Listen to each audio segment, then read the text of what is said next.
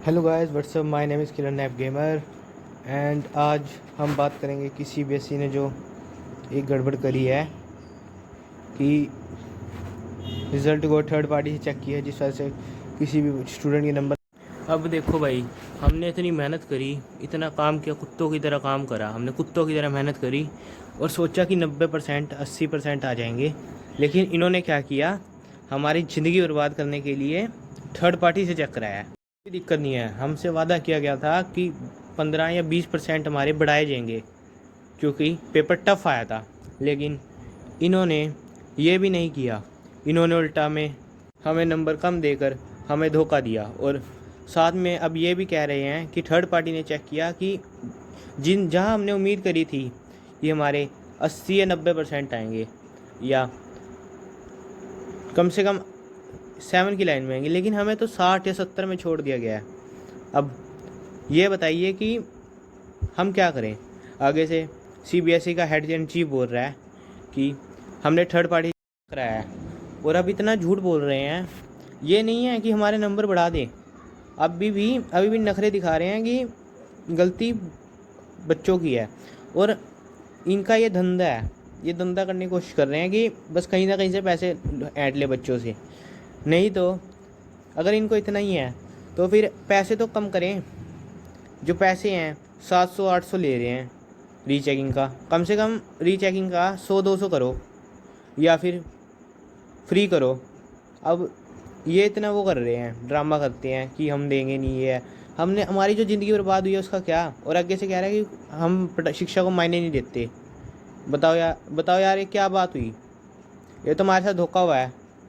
अब कई बच्चे हैं, मेरे दोस्त ही हैं, उनकी ज़िंदगी वो ऐसे हो गए हैं, बस मेंटली डिस्टर्ब हो गए सारे।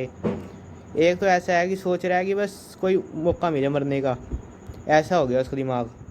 अब आप बताओ कि कहाँ किसकी गलती है अब यहाँ, उस बच्चे की फिर हमारे हेड एग्जामिनर की। बताओ, खुद 80-90 वाला हूँ और मैं सोच रहा हूँ कि मेरे 70 की लाइन में कैसे आ रहे हैं।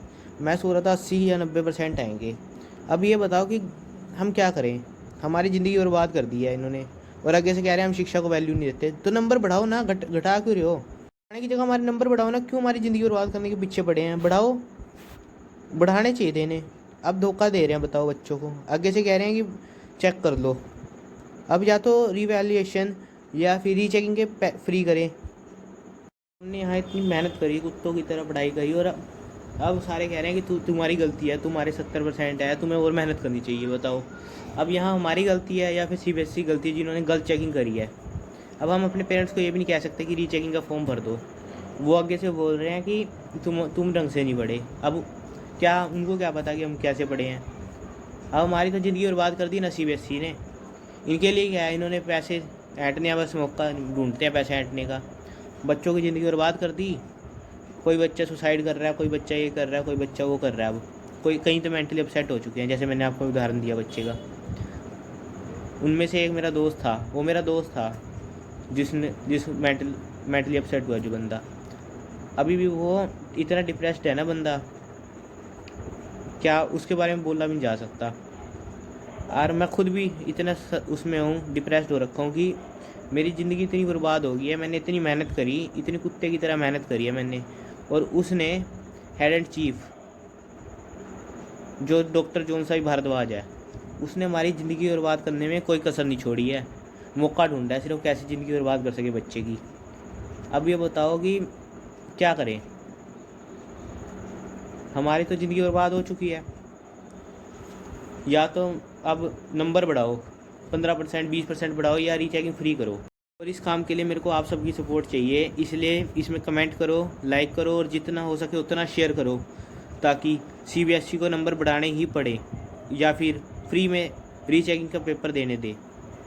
धन्यवाद।